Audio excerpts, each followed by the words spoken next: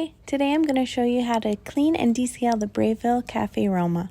First, I fill the reservoir up with 1/3 white vinegar and 2/3 water.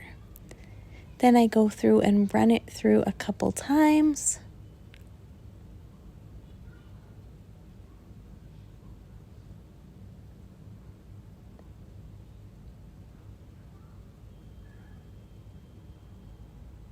Now I'm going to empty that and fill the reservoir up with only water.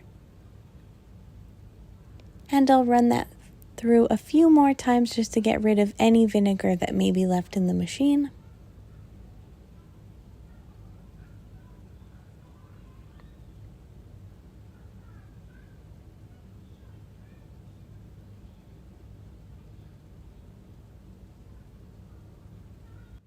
Now I'm going to remove all the pieces and give it a wipe down.